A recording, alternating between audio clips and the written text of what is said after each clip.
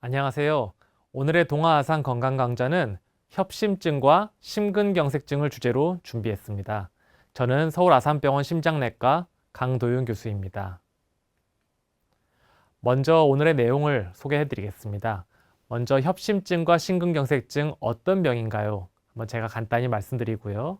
어떻게 진단하고 치료하는지, 그리고 치료 후에 어떻게 관리해야 되는지 차례대로 말씀을 드리겠습니다.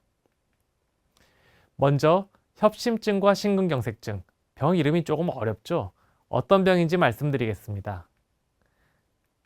이름이 굉장히 여러 가지입니다. 이게 의사들도 헷갈립니다. 협심증이 있고요. 안정형 협심증, 불안정형 협심증으로 나눕니다. 심근경색증이란 것도 있고, 또 어떤 분들은 관상동맥질환, 허혈성 심질환 이렇게 부르기도 합니다. 굉장히 헷갈립니다. 또 다 어려운 한자 말입니다. 한자 해석을 해보면 무슨 병인지 감이 옵니다.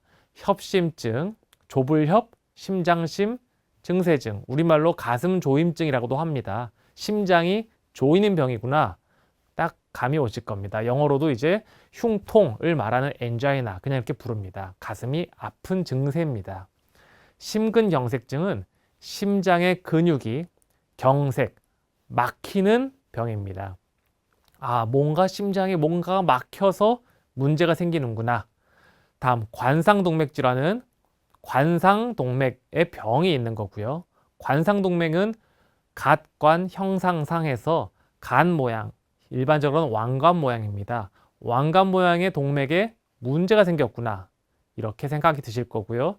마지막으로 허혈성 심질환, 빌허피혈이죠. 피가 부족한 심장질환이다, 이렇게 이해하시면 되겠습니다. 이제 이 병들이 어떤 병들을 말하는 것인가 말씀드리겠습니다. 먼저 심장은 온몸에 피를 공급하는 펌프입니다. 이제 주먹을 가만히 쥐어 보시면은 보통 심장 크기가 이 주먹만 합니다. 그리고 왼손을 가슴에 대시면은 딱 그 위치에 심장이 있습니다. 오른쪽 사진 보시면 가슴 엑스레이인데요.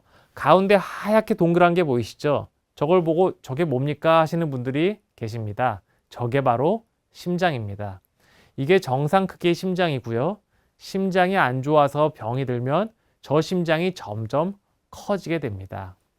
이 심장이 하루에도 10만 번 가까이 뛰면서 온몸에 피를 공급합니다. 그런데 심장도 매번 열심히 뛰려면 에너지가 필요해요. 그 심장의 근육 자체의 에너지를, 즉 피와 산소를 공급해 주는 것이 관상동맥입니다. 심장 자체의 연료를 공급하는 연료관이다 생각하시면 됩니다. 3개의 혈관이 있고요. 오른쪽에 한 가닥, 왼쪽에 2가닥입니다. 왼쪽에 2가닥은 좌주간지라고, 좌주간지가 나오고 그 다음에 좌전하행, 좌회선 동맥 2개로 갈라집니다. 각각의 혈관의 지름은 한 2.5에서 4mm 정도니까요. 연필심 정도라 생각하면 됩니다. 굉장히 가느다란 연필만한 동맥이 막히게 되면 문제가 생기는 겁니다.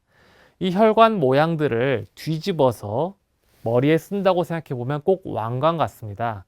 이래서 그 말을 따서 관상동맥이라고 하고요. 영어로는 코로나가 왕관 모양이거든요. 코로나 바이러스랑 같은 어원입니다. 코로네리 아테리 이렇게 부릅니다. 관상동맥 질환은 결국 뭐냐? 이 혈관이 좁아져서 생기는 병입니다. 혈관에 기름때가 쌓이고 그 혈관에 기름때가 쌓이는 현상을 죽상경화증이라고 하는데, 이렇게 혈관이 좁아지면서 병이 생깁니다. 혈관이 좁아지면 어떻게 될까요? 피가 잘 못 갑니다. 그럼 심장이 계속 뛰어줘야 되고, 특히나 운동하거나 힘든 상황에선 열심히 뛰어줘야 되는데, 그럴 때 피가 부족해지는 겁니다. 그러면 가슴이 아픕니다. 가슴이 뻐근하고 운동할 때 아픕니다. 하지만 또 일부의 환자분들, 특히 노인이나 당뇨 환자분들은 전형적으로 앞가슴이 아프기보다는 명치가 답답하거나 속이 더부룩하다, 이런 소화불량으로 나타나기도 하기 때문에 주의를 요합니다. 병이 여러 가지 형태로 나타납니다. 약간 좁은 경우는 흔히들 무증상 관상동맥 질환이라고 부릅니다. 협심증 초기라고 부르기도 하고요. 왜 이름이 이렇게 헷갈리게 되어 있느냐? 이거는 옛날엔 없던 병입니다. 예전에는 가슴이 아파야 병원에 오고 협심증 진단이 됐지만 최근에는 특히 이제 건강검진을 많이 하시면서 미리미리 병을 발견합니다. 증상이 있기 전에 발견하는 거죠. 병이라고 하기도 조금 애매합니다. 이런 거는 대부분 약물 치료로 충분합니다. 저 동맥경화증이 더 심해지지 않도록 약을 쓰는 거죠. 좀 더 좁아지면 증상이 나옵니다. 운동을 하면 아프고 평소엔 괜찮습니다. 그리고 오랫동안 증상이 비슷합니다. 저는 30분에서 1시간 정도 세게 운동을 하거나 등산을 심하게 하면 가슴이 아파요. 쉬면 바로 가라앉습니다. 얼마나 되셨나요? 한 2, 3년 됐습니다. 그리고 크게 나빠지는 건 없이 비슷합니다. 이런 분들이 안정형 협심증입니다. 혈관이 약간 좁아져서 운동할 때 통증이 오지만 그 상태로 비슷하게 유지가 되는 겁니다. 그래서 안정형이라고 하고요. 이런 경우는 대부분 약물 치료로 조절이 됩니다. 하지만 증상이 아주 심한 경우에는 시술이나 수술을 받아야 할 수도 있습니다.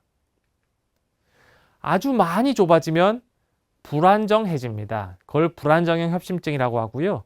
이런 경우는 약간만 움직여도 아프거나 가만히 있어도 아픕니다. 또 주의할 거는 증상이 새로 생기거나 점점점 심해지는 겁니다. 그 얘기는 뭐냐? 병이 빨리 진행하고 있다는 거고 혈관이 점점 좁아지고 있다는 겁니다. 이런 경우는 급한 상황이라서 병원에 내원하시고 검사 후에 시술이나 수술 같은 시술적 치료를 필요하는 경우가 많습니다. 약물 치료는 물론 하셔야 되고요. 방금 보여드린 환자분인데요. CT를 찍어보니까 굉장히 좁습니다. 저 혈관이 시작되는 좌주간지 부분이 50%, 한 7, 80% 이상 좁아 보입니다. 실제 사진을 찍어보니까 혈관이 시작하는 좌주간지가 80% 가까이 굉장히 좁아져 있습니다. 저 부분은 막히게 되면은 그 뒤에 있는 두 개의 혈관이 모두 막히게 되기 때문에 급사에 이를 수 있는 위험한 상황입니다. 저희가 바로 치료를 해드렸습니다. 그리고 문제의 심근경색증입니다. 4대 중증 질환에 들어가죠. 보험을 드셔도 심근경색은 진단금이 있습니다. 굉장히 중한 병이라는 뜻입니다. 이거는 뭐냐면 혈관이 갑자기 막히는 겁니다. 혈관이 천천히 막히면 우리 몸이 준비할 시간이 있습니다. 서서히 적응을 해서 꽉 막힐 경우에 다른 혈관에서 도와주는 측부순환이 생기기도 하고 사람 몸도 이 정도면 괜찮겠지 하고 적응을 합니다. 그런데 갑자기 막히게 되면 적응할 시간이 없습니다. 참을 수 없이 아프고 호흡곤란, 식은땀 나고 견딜 수 없는 상황이 옵니다. 위험한 거는 쇼크나 심부전이 오고 갑자기 사망하는 급사도 가능하다는 겁니다. 심근경색증 환자의 약 3분의 1이 병원에 오지 못하고 돌아가십니다. 이런 경우는 아주 응급입니다. 119를 바로 부르시고 응급실로 오셔야 됩니다. 조금 어려운데 쉽게 생각하시면 다 같은 병이라 생각하시면 됩니다. 관상동맥이 좁아지는 하나의 병입니다.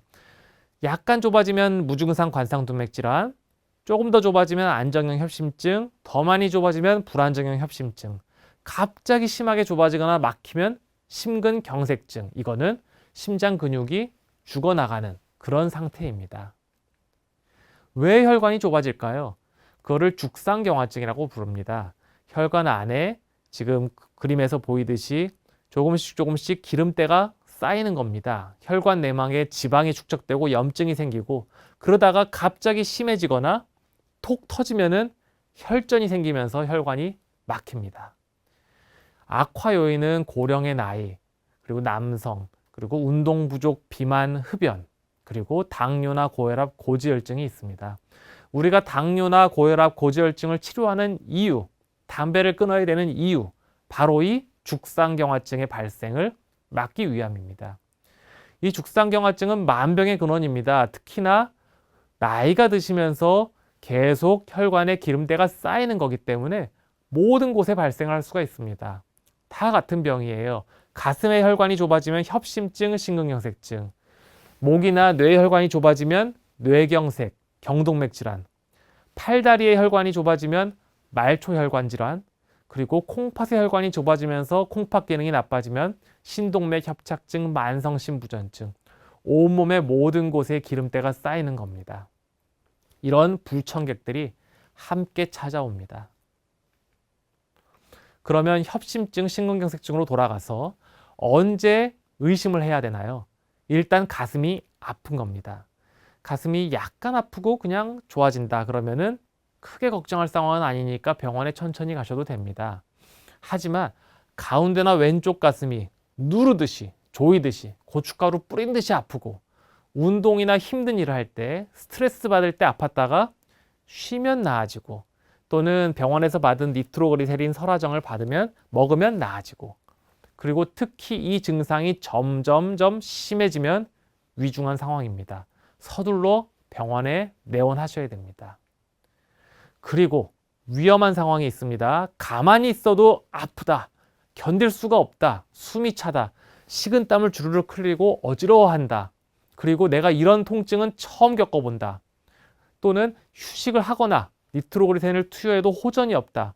옆에 사람이 식은땀을 뻘뻘 흘리면서 말도 못하고 있다. 그럴 경우는 119에 전화를 하셔야 됩니다. 그냥 택시 타고 오는 게 아니에요. 언제든지 사람이 쓰러질 수가 있습니다. 119를 불러서 응급실로 내원하십시오. 그 밖에 이제 최근에 많은 분들이 호소하시는 것이 건강검진을 했는데 관상동맥에 석회화가 있다고 하는 겁니다. 지금 왼쪽에 사진 보시면 흔히들 보이는 겁니다. 폐 사진을 찍을 때 폐 가운데 심장이 있기 때문에 심장 안에 있는 관상동맥에 석회화, 즉 칼슘이 침착돼서 돌 같은 게 생긴 겁니다. 그게 나옵니다. 검사가 간단하고 폐를 찍으면서 겸사겸사 나오기 때문에 건강검진에서 많이 시행을 합니다. 이 석회화가 심한 경우는 관상동맥에 죽상경화증이 많다고 알려져 있기 때문에 이런 석회화가 있는 경우는 치료를 좀 하는 것이 좋겠다는 것이 현재의 가이드라인입니다. 하지만 석회화 자체가 혈관의 협착증을 의미하는 건 아니니까 너무 걱정하지 않으셔도 됩니다. 이 석회화가 심하다고 반드시 심한 질병이 있는 것은 아닙니다. 이런 경우는 대부분은 약물 치료를 고려하고요. 콜레스테롤 떨어뜨리는 콜레스테롤 약, 심한 경우는 아스피린까지 투여를 하게 됩니다. 최근에는 건강검진으로 관상동맥 정밀 CT를 찍기도 합니다. 이렇게 3D CT를 찍어서 왼쪽에 보이시는 화면처럼 나의 심장의 모양이 다 나옵니다. 관상동맥이 얼마나 좁아져 있는지 다 나옵니다. 이때 약간 좁아져 있는 경우는 걱정하지 않으셔도 됩니다. 약물 치료만 하면 충분하고요. 굉장히 중증의 협착이 위험한 곳에 있을 경우는 정밀 검사를 진행하고 시술을 하기도 합니다. 어느 쪽이 됐든 병원 진료를 권고를 드리고요. 다만 증상이 없는 경우는 심한 게 아니기 때문에 급한 게 아니기 때문에 너무 걱정하지 않으셔도 됩니다. 그럼 이런 관상동맥 질환, 흉통이 있거나 건강검진 이상이 있거나 해서 병원에 내원하면 어떻게 진단하고 치료하게 되는지 차근차근 말씀드리겠습니다. 먼저 외래에 오시면은 앞에 나왔던 흉통의 양상을 여쭤봅니다. 얼마나 오랫동안 아프셨는지, 어떻게 아프셨는지, 그리고 청진도 해보고요. 하지만 이 협심증이나 심근경색은 청진으로 알아내기는 쉽지가 않습니다. 기본 검사, 혈액 검사, 심전도, 가슴 엑스레이를 하는데 이때도 위중한 상태는 아닌지 다른 동반된 큰 병이 없는지 점검하는 거고 진단이 정확하게 나오는 데는 정밀 검사가 필요합니다. 그래서 흔히 내가 건강검진이나 동네 병원에서 심전도를 했는데 괜찮았는데 왜 병이 있다고 하나요? 말씀하시는 분들이 있는데 심전도만으로 협심증이나 심근경색을 정확히 진단할 수는 없고 아주 극심한 이상소견이나 동반질환 여부를 확인하는 용도입니다. 그래서 심전도가 정상이더라도 협심증이나 심근경색이 있을 수 있습니다. 엑스레이도 마찬가지입니다. 또 건강검진 후에 심전도가 이상하다고 많이 오십니다. 심전도가 이상하다는데 이거 무슨 일인가요? 큰일 아닌가요? 심전도가 이상하다고 모두 협심증, 심근경색은 아니고요. 다른 부정맥이나 심부전증, 심근병증 같은 다른 병이 있을 수도 있습니다. 그리고 아무런 병이 없어도 심전도 이상이 있을 수도 있습니다. 그냥 사람이 얼굴 생김새가 다르듯이 심전도 모양이 남들과 조금 다르신 겁니다. 그래서 그런 분들은 이제 건강검진을 할 때마다 이상 소견이 나오니까 한 번 정도 병원에서 점검을 하시고 괜찮다 하시면 그런 소견을 기억해 두시면 됩니다. 그리고 심전도 이상이 없어도 이상이 병이 있을 수가 있고 심전도 이상이 있어도 정상일 수 있다. 이렇게 기억하시면 되겠습니다. 그 다음에 많이 하는 검사가 심장 초음파입니다. 이제 이거는 동네 의원에서도 많이 진행이 되고 건강검진으로도 많이 하기 때문에 심장 초음파가 괜찮았는데 왜 협심증이죠? 이렇게 말씀하신 분들도 역시 많습니다. 심장 초음파는 심장의 기능이나 판막 질환을 확인하는 거고요. 심한 협심증의 경우 아니면 심근경색증이 있거나 후유증이 있는 경우에는 심장 초음파에서 해당되는 혈관 부분에 심장이 잘 뛰지 않기 때문에 국소 벽운동 이상 소견이 보입니다. 하지만 그렇지 않고 아주 심한 협심증이나 심근경색증이 아닌 경우에는 심장 초음파가 정상일 수도 있습니다. 그래서 흔히 또 하게 되는 검사가 부하 검사입니다. 검사가 굉장히 많죠. 이제 정밀 검사를 해야지 진단이 되는 질환입니다. 부하 검사는 심장을 힘들게 하고 반응을 확인하는 겁니다. 아까 말씀드렸듯이 협심증은 평소에 괜찮다가 운동을 심하게 하거나 몸이 힘들 때 통증이 나오는 경우가 많기 때문에 이런 상황을 인위적으로 만드는 겁니다. 운동을 막 뛰게 한 다음에 심전도의 변화를 보는 운동부하 심전도, 흔히 트레드밀 검사라고 합니다. 또는 약을 투여한 다음에 심장이 얼마나 힘들어하나 보는 핵의학 심근 영상, 심근 스펙트라고 하죠. 핵의학과에서 하는 검사가 있고요. 또는 주사약을 투여해서 심장을 막 뛰게 만든 다음에 심장 초음파로 이상 여부를 보는 약물 부하 심초음파를 하기도 합니다. 어느 검사를 하게 될지는 환자분의 상황, 병원의 특성, 그리고 담당의의 판단에 따라 달라집니다. 그리고 최근에 많이 하는 검사가 관상동맥 CT 검사입니다. 아까 사진에서도 보셨듯이 본인의 심장 모양을 3D로 보여주고 어느 부분의 혈관에 동맥경화증이 있는지 직접 보여주기 때문에 최근 그 사용이 많이 늘어나고 있습니다. 이때 가장 중요한 거는 관상동맥 CT가 정상일 경우, 동맥경화증이 전혀 없을 경우는 5년은 문제가 없습니다. 그러니까 관상동맥이 정상이다 그러면은 안심하시면 되고요. 이상이 좀 있다 하면 대부분은 약물 치료하시면 되고요. 이상이 심하거나 증상이 심한 경우, 그런 경우엔 관상동맥 조형술을 하게 됩니다. 조형술 영자 이제 그림자형입니다. 조형술 아닙니다. 조형술 하면 내가 조형 만드는 거죠. 조형술은 이 혈관의 그림자를 저희가 촬영하는 겁니다. 방금 말씀드렸던 비침습적인 외래에서 할 수 있는 검사들에서 큰 이상 소견이 발견됐을 때는 몸 안에 직접 들어가서 조영제라고 하는 약물을 혈관 안에 투여하면서 관상동맥의 엑스레이 영상을 찍습니다. 실시간으로 영화를 찍는다 생각하시면 됩니다. 그래서 지금 제가 이제 하고 있는 장면인데요. 왼쪽에 있는 기계에서 엑스레이 영상이 나오고 환자분이 누워 계실 때 저희가 사진을 찍습니다. 저는 방사선을 쬐게 됩니다. 그래서 나부로 된 보호의를 입고 왼쪽에 이제 나부로 된 보호막도 세우고 그렇게 하면서 시술을 합니다. 그래도 환자와 의사 모두 방사선 노출이 되기 때문에 꼭 필요할 때만 하는 검사입니다. 대부분은 부분 마취로 맨정신으로 하고요. 팔로 한 경우는 당일에 퇴원도 가능합니다. 그래서 몸에 이제 동맥이 접근 가능한 곳이 흔히 이제 요골동맥, 손목, 그리고 사타구니의 대퇴동맥이기 때문에 그곳에 카테터를 넣고 사진을 찍게 됩니다. 예, 지금 환자분 누워 계시고 이제 저희 선생님들이 얇은 관을 팔에 넣어서 사진을 찍습니다. 주사기로 조영제라고 하는 요오드가 섞인 액을 쏘면서 실시간으로 엑스레이 사진을 찍는 겁니다. 그래서 까맣게 보이는 부분이 혈관입니다.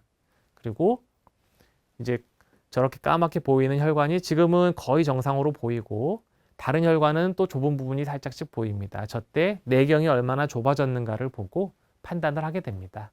그래서 저희가 그 2D로 2차원 이미지로 보기 때문에 한 장만 찍어서는 심장 혈관을 정확하게 볼 수가 없습니다. 그래서 각도를 돌려가면서 여러 장을 찍습니다. 지금도 아래쪽에 놓고 하나 찍고 위쪽으로 놓고 이렇게 하나 찍는 장면입니다. 한번 보실까요?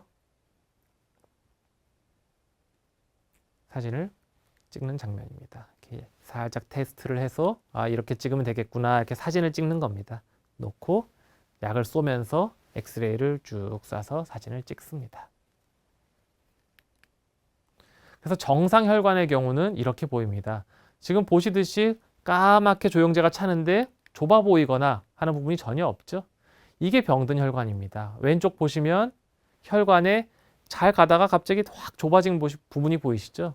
이 경우는 굉장히 심하게 좁아진 거고, 이렇게 심한 경우 혈관이 완전히 막히게 되면은 심근경색증이나 급사의 위험이 있기 때문에 혈관을 넓히게 됩니다. 먼저 혈관병이 아주 심하지 않은 경우 또는 심하더라도 가장 중요한 건 약물 치료입니다. 처음이자 마지막 항상 이 죽상경화증이라는 과정이 우리 몸에 어디든지 있기 때문에 약물 치료를 해서 관리를 하는 겁니다. 첫 번째는 항혈소판제, 아스피린이나 클로피도그렐 같은 피를 묽게 하는 약입니다. 그래서 혈전이 생기지 않게 막아주는 거고요. 두 번째는 고지혈증 약제, 흔히 스타틴이라고 부릅니다. 아까 기름때가 혈관에 쌓인다고 했죠? 이 기름때가 쌓이지 않도록 혈액 안에 있는 콜레스테롤 수치를 확 낮춰주는 겁니다. 그리고 이미 동맥경화증이 있는 분들은 콜레스테롤 수치와 상관없이 봉효하게 되고 특히 LDL 콜레스테롤 수치를 많이 봅니다. 이때 LDL 콜레스테롤의 수치의 기준이 병이 없는 사람들과 완전히 다릅니다. 보통은 130보다 낮으면은 괜찮다고 생각하지만 이렇게 관상동맥 질환이 있는 분들은 70 이하로, 고위험군 환자의 경우에는 55, 40 이하로도 낮춰야 되기 때문에 굉장히 낮고 수치가 낮고 정상이더라도 약을 꼭 유지하셔야 됩니다. 그리고 증상을 조절하는 협심증 약제들을 드립니다. 통증을 줄여주고 맥박수를 낮춰줍니다. 맥박수가 낮으면 심장이 편해집니다.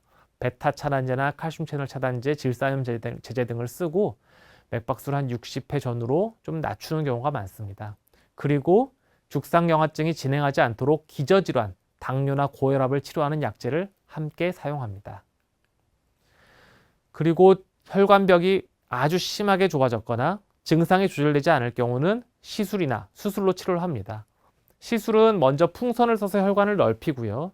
그리고 병이 심한 경우에는 스텐트라고 하는 쇠의 그물망을 넣어서 넓힌 혈관이 다시 좁아지지 않도록 유지합니다. 최근에는 약이 발라져 있는 약물 방출 스텐트를 대부분의 환자분한테서 시술합니다. 방금 보여드렸던 분인데요. 굉장히 좁은 혈관이 있었죠? 풍선으로 넓힌 다음에 스텐트를 넣고 맨 오른쪽 사진 보시면 거의 정상 혈관처럼 넓어진 것을 확인할 수 있습니다. 이런 분의 경우는 10분, 15분 내에 시술이 끝낼 수 있고 바로 퇴원도 하실 수 있고 증상이 바로 호전되기 때문에 굉장히 간단히 잘 치료를 받으실 수가 있습니다. 또 다른 예입니다. 이분은 젊은 분인데 갑자기 심한 통증으로 응급실로 실려 들어오셨어요. 저희가 흔히 말씀드리는 ST 분절 상승 초응급 급성 심근경색입니다. 이런 경우는 저희가 이제 아주 초응급으로 반응을 합니다. 환자분이 응급실에 내원하셔서 환자분의 혈관을 뚫어드릴 때까지 저희가 90분 이내로 했을 때 성적이 좋다고 되어 있기 때문에 응급팀이 밥을 먹다가도 숟가락을 놓고 출동을 합니다. 그래서 이제 심장내과 의사들이 좀 힘들고 괴롭습니다. 그래서 바로 출동을 해서 응급팀이 다 서너 명, 네다섯 명이 다 모여서 시술을 하고 치료를 해드리면은 증상이 바로 좋아집니다. 이런 경우 치료가 늦어지면은 심장 근육이 망가지거나 사망할 수도 있기 때문에 서두르게 됩니다. 이분은 지금 오른쪽 위에 있는 새빨간 검붉은 물체가 보이시죠? 저게 혈전입니다. 꼭 어떻게 보면 이제 선지처럼 피가 굳으면서 떡처럼 되는 겁니다. 그게 혈관 안에 생겨서 혈관이 막혔고요. 그 혈전을 뽑아놓은 다음에 오른쪽처럼 혈관이 정상화된 걸 확인할 수 있었습니다. 이후에 치료받고 건강히 지내고 계십니다. 그 밖에 굉장히 복잡한 혈관 시술을 하기도 합니다. 이분은 좌전하행 동맥과 가지가 굉장히 심하게 길게 좁아져 있는 분이고 증상이 심했던 분이라서요.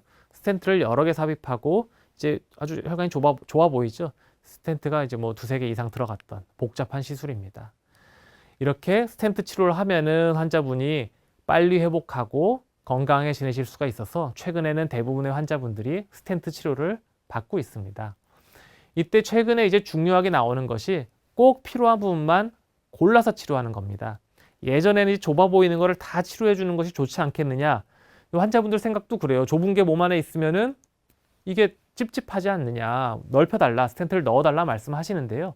저희가 많은 연구를 해보면 몸 안에 스텐트를 넣는 것이 능사가 아닙니다. 왜냐? 스텐트를 넣는 그 과정에서 합병증이 생길 수도 있고요. 스텐트를 넣게 되면은 강한 항혈소판제, 피를 묽게 하는 약을 써야 되고 평생 절대 끊지를 못합니다. 그래서 출혈과 관련된 합병증들이 늘어나고요. 그리고 스텐트를 넣는다고 평생 재발을 하지 않는 것이 아니고 재발할 가능성이 언제든지 있기 때문에 꼭 필요한 병변에 골라서 넣는 것이 최근의 최신 지견입니다. 그래서 최근에는 이제 분핵 혈류 예비력이라고 합니다. FFR이라고 하는데 그런 검사를 해서 좁아 보여도 기능이 괜찮으면 가급적이면 약물 치료를 합니다. 꼭 필요한 부분만 골라서 스텐트를 하는 것이 환자분들이 더 오랫동안 건강하게 산다고 알려져 있기 때문에 그렇게 치료합니다. 그리고 일단 치료를 하기로 결정하면 최선을 다해서 잘 치료합니다. 혈관 내 영상이라고 하는데요. 지금 아래쪽에 보이는 이미지입니다. 혈관 내 초음파나 혈관 내 마이크로 CT 같은 영상을 써서 이제 0.1mm 단위로 저희가 정확하게 측정해서 풍선을 하고 스텐트를 하고 합병증이 없는지 확인합니다. 이렇게 열심히 치료하고 예전에는 이제 스텐트가 3개까지만 보험이 된다고 해서 그것 때문에 걱정하시는 분들이 있는데 이제 스텐트 개수 제한은 없어졌습니다. 그렇기 때문에 그런 비용적인 부담 때문에 뭐 걱정하시면서 병원에 안 오시고 참고 그렇게 하지 마시고 일단 오셔서 검사를 받으시고 필요한 경우에는 잘 치료받으시는 것이 좋겠습니다. 최근에 이제 저희 병원 같은 경우는 이제 당일 시술센터를 운영을 했어요. 손목 혈관으로 시술하고 뭐 당일에 많이들 퇴원하십니다. 다음날 당일에 안 하시더라도 대부분 다음날 퇴원하시고요. 뭐 바로 일상생활은 다 복귀가 가능하시기 때문에 뭐 많은 분들이 편하게 치료를 받고 계십니다. 하지만 병이 굉장히 심한 분들은 스텐트 치료가 어렵습니다. 왜냐? 스텐트가 너무 여러 개 들어갑니다. 그리고 여러 개 넣으면서도 모든 혈관을 다 뚫어드릴 수가 없는 경우가 많습니다. 이렇게 병이 심한 분들, 여러 개의 혈관이 다 좁아져 있거나 또는 심부전증, 심장이 이제 이미 굉장히 많이 약해져 있거나 그 밖에 다른 동반 질환들이 있는 분들은 흉부외과에서 관상동맥 우회로 수술을 받게 됩니다.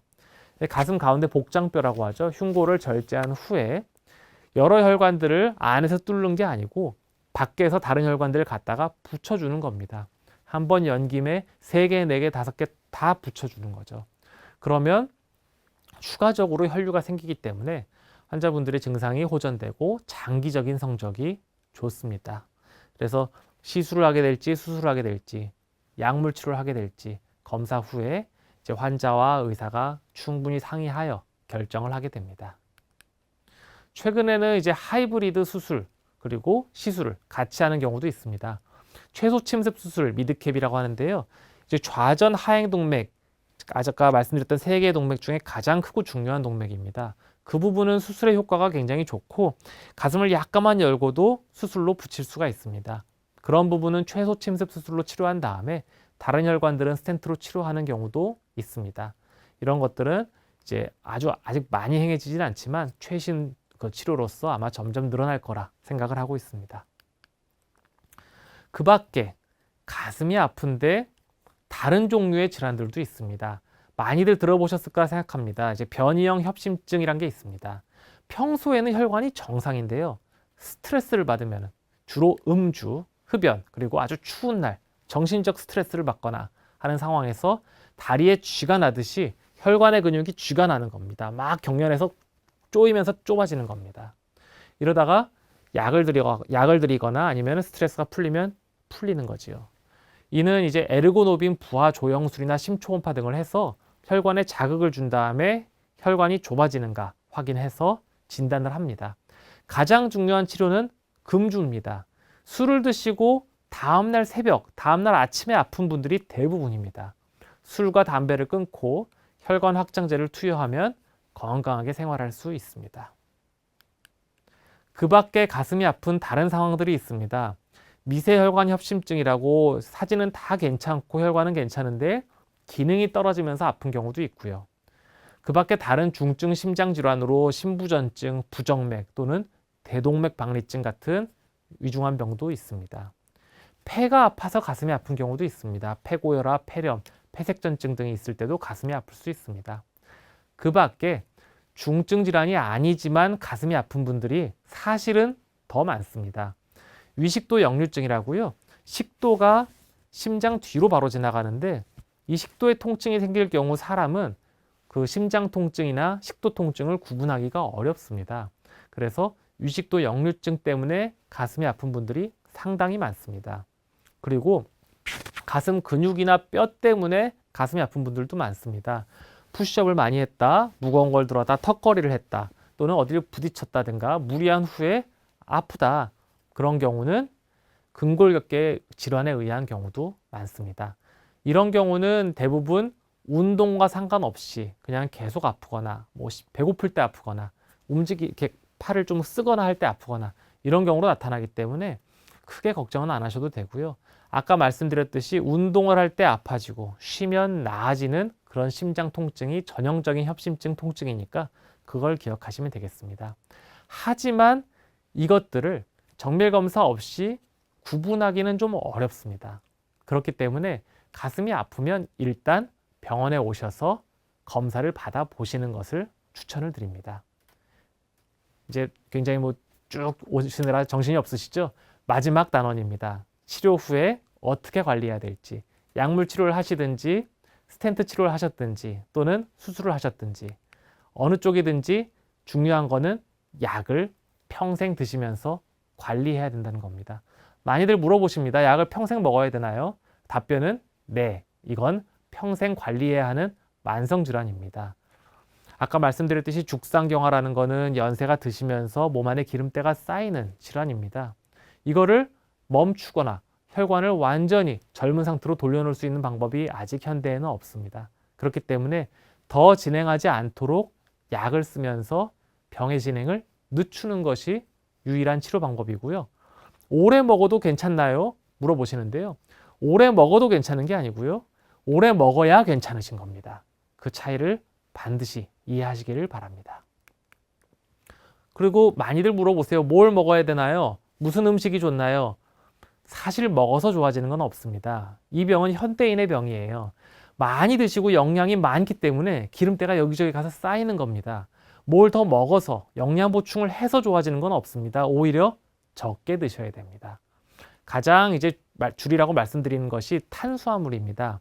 하얀 탄수화물, 이제 흰쌀밥, 밀가루, 설탕, 제가 또 흔히 말씀드립니다. 국수, 라면, 떡, 빵, 튀김, 과자, 감자, 고구마, 과일, 탄산음료.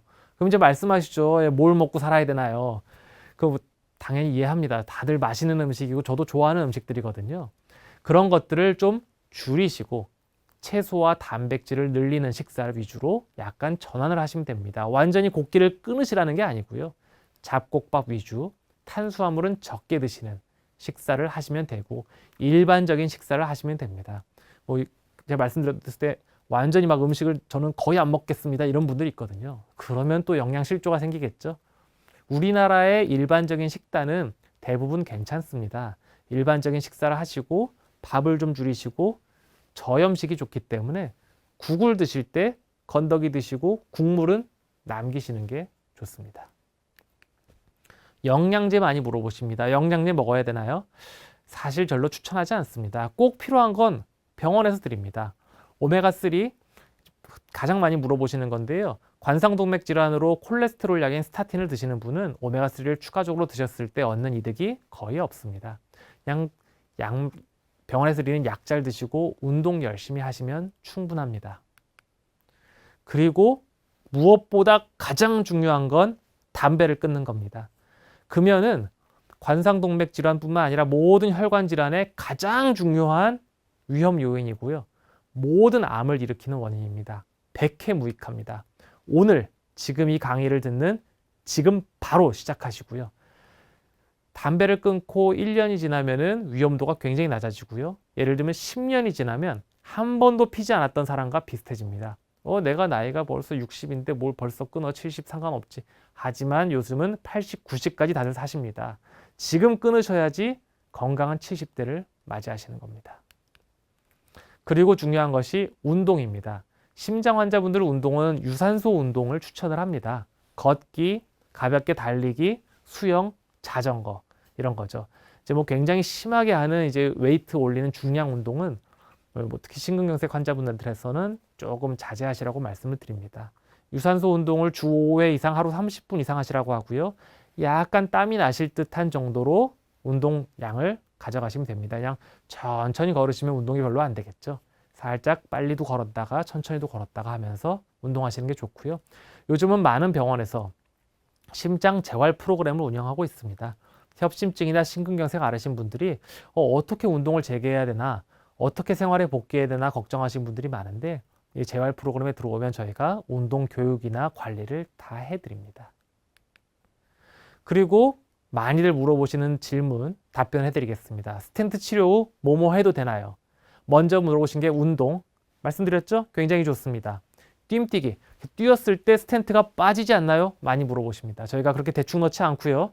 스텐트가 혈관 안에 박히는 거기 때문에 전혀 이동하지 않습니다.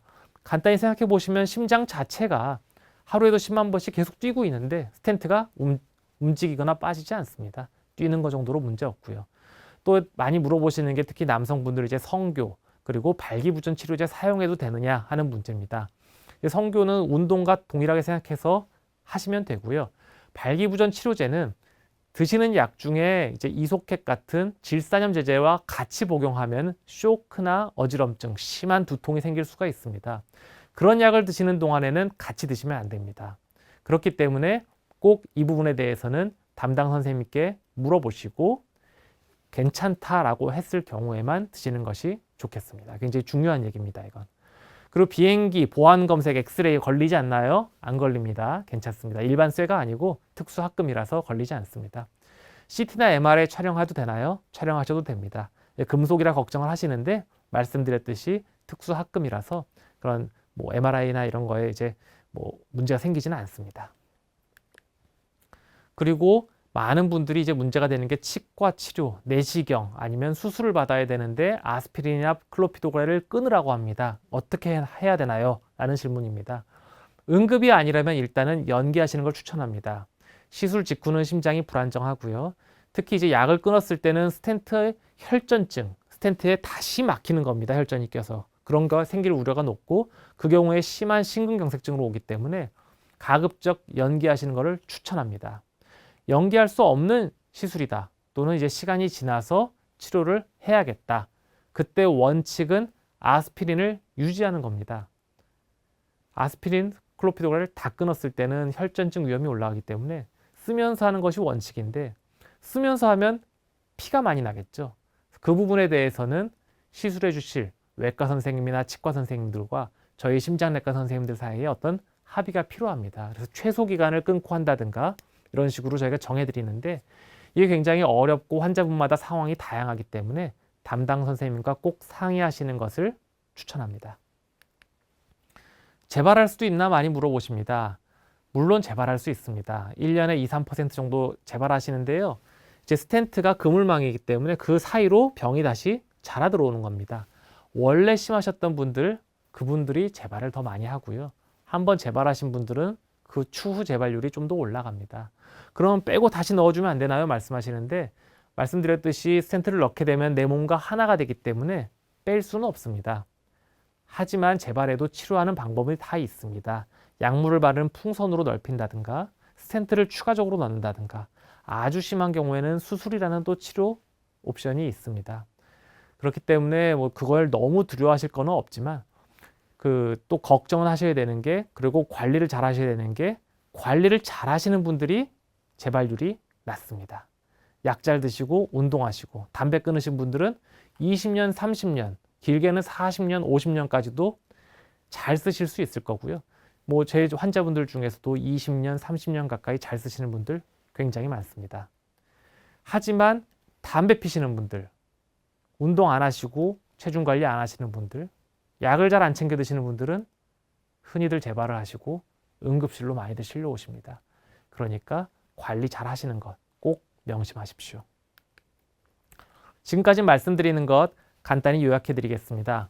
심장에 있는 관상동맥이 좁아지면 가슴이 아픕니다. 이게 협심증, 심근경색증입니다. 가장 중요한 치료는 담배 끊는 거. 그리고 약물치료, 운동입니다.